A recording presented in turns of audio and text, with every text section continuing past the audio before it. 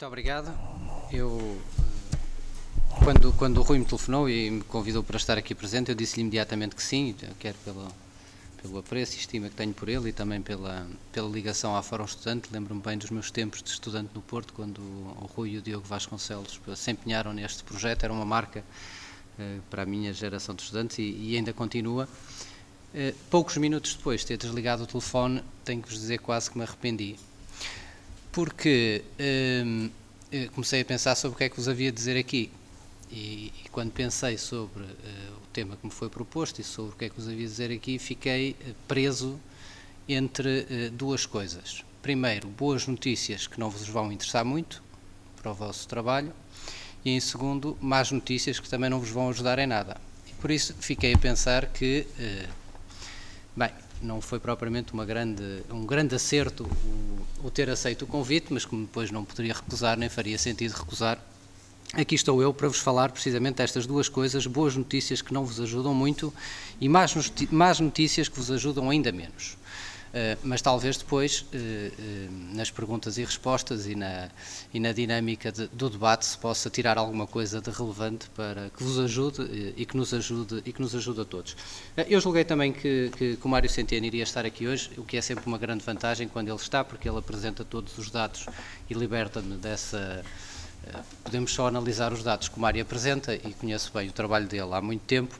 Como ele não está, também vos poupo também essa parte, a parte dos dados, mas tentarei de memória, ou aqui com uma pequena cábula, dar-vos alguns. Em primeiro lugar, as boas notícias que não vos ajudam muito.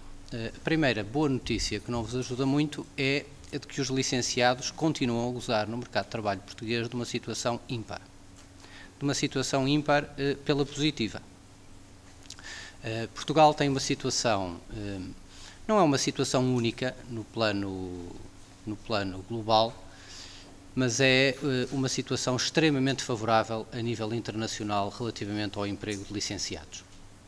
E nós muitas vezes ouvimos as manchetes e os números: desemprego de licenciados cresce, desemprego de licenciados é enorme, tudo isto é um grande desastre, e a verdade é que os números não batem com essa percepção a realidade não está de acordo com esses números, principalmente se a virmos do ponto de vista comparativo.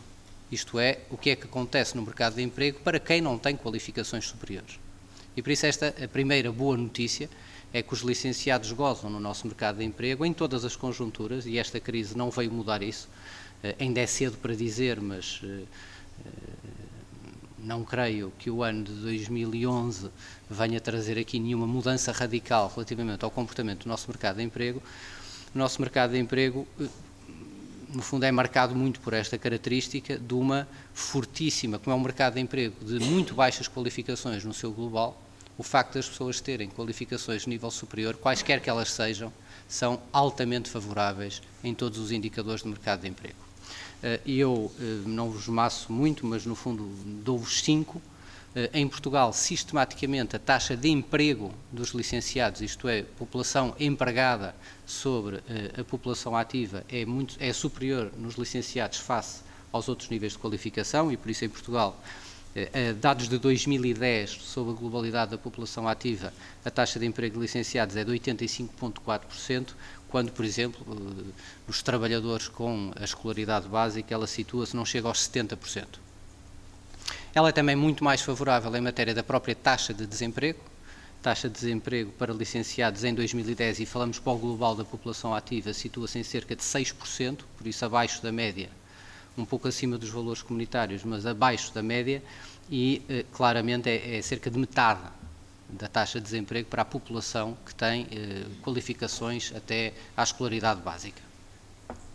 Terceiro ponto, prende-se com a duração do desemprego, e este é porventura talvez o indicador mais importante, que é quando ocorre, isto é, mais importante do que a taxa de desemprego, do ponto de vista da análise do que é a situação pessoal e das próprias trajetórias de inserção pessoal, prende-se com a duração do desemprego. Isto é um bocadinho como as listas de espera, isto é muito mais grave ter 1000 pessoas 2 anos do que ter 5000 pessoas 1 mês em lista de espera. Na situação do desemprego a questão é a mesma, e por isso a duração do desemprego é muitíssimo menor para as pessoas que têm qualificação superior. Para vos dar também os dados, só cerca de 28% dos licenciados é que passam mais de 12 meses na situação de desemprego, 28%, isto são dados de 2010, e para quem tem qualificações abaixo do ensino superior, cerca de 43% passam acima de 12 meses. Isto é, o fenómeno do desemprego de longa duração, que é o fenómeno, no fundo, mais desestruturante do ponto de vista pessoal, do ponto de vista anímico, do ponto de vista das competências, atinge menos a população com qualificações superiores. O último dado que vos daria é o chamado gap salarial.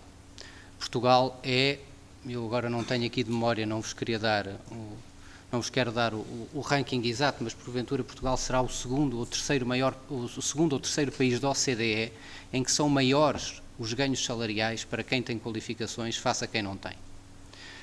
E curiosamente Portugal, da última vez que vi os dados, ficava atrás dos Estados Unidos, unicamente por uma razão simples: como os Estados Unidos têm uma estrutura de qualificação da população altamente qualificada, com a grande maioria da população com um nível secundário e depois já uma parte significativa com superior, a situação nos Estados Unidos não é um prémio para quem tem, mas é um grande prejuízo para quem não atingiu essas qualificações.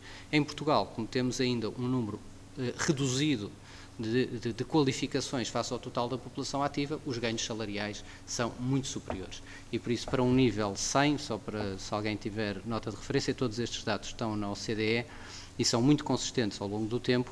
Para um salário de 100 para quem tiver o ensino secundário, Portugal está a pagar em média 202, está a pagar 58 para quem fica abaixo do ensino secundário por exemplo, aqui a nossa vizinha Espanha está simplesmente a pagar 80 para quem não tem secundário e 133 para quem tem ensino superior. Isto é, Portugal um prémio de mais de 100%, por exemplo, a Espanha com um prémio de 33%. Último ponto, para acabar esta breve nota que vos queria dar, claramente toda a realidade e todos os estudos demonstram, feitos ao longo de muitos anos no nosso país, que todos os fenómenos que nós associamos à questão da inserção dos diplomados na vida ativa, e é interessante eu hoje estar aqui a falar disto, porque foi no fundo o meu primeiro emprego, foi estudar as trajetórias de inserção dos licenciados na vida ativa, mostram-nos que os fenómenos que nós ouvimos muito falar de subemprego, de baixo salário, de precariedade, de oscilações entre emprego e desemprego, tendem a ser fenómenos que nos licenciados são temporários, isto é, limitados a um período inicial de 4, 5 anos do ponto de vista da sua inserção profissional e que depois as pessoas entram, por regra, em trajetórias mais positivas, mais estáveis e acima de tudo, com trajetórias muito mais progressivas e positivas do ponto de vista dos seus ganhos salariais. E isto é uma diferença muito grande, porque os fenómenos de subemprego, é aquele que nós conhecemos muito nos licenciados, isto é, pessoas que se formaram e que depois estão a trabalhar para locais muito abaixo das suas qualificações, aquele velho exemplo do licenciou-se e agora é caixa de um hipermercado. Bom, todo esse tipo de exemplos são, por regra, nos licenciados, fenómenos de natureza transitória. Os primeiros anos são anos difíceis, em que há uma grande oscilação entre subemprego, desemprego, baixo salário, precariedade. No fundo, a história dos recibos verdes, tudo isto é uma realidade muito presente, mas o que todos os estudos demonstram é que são realidades que tendem a ser temporárias e transitórias. Obviamente, para cada um de nós, para cada um é sempre um drama pessoal, quanto mais não seja de quebrar as suas expectativas, que as pessoas têm uma expectativa muito elevada depois de fazer um investimento na qualificação, mas, como diria, este é um fenómeno que tende a ser transitório no tempo e há uma enorme diferença na sociedade portuguesa face a quem não tem qualificações. É que quem não tem qualificações, estes fenómenos não são transitórios no tempo.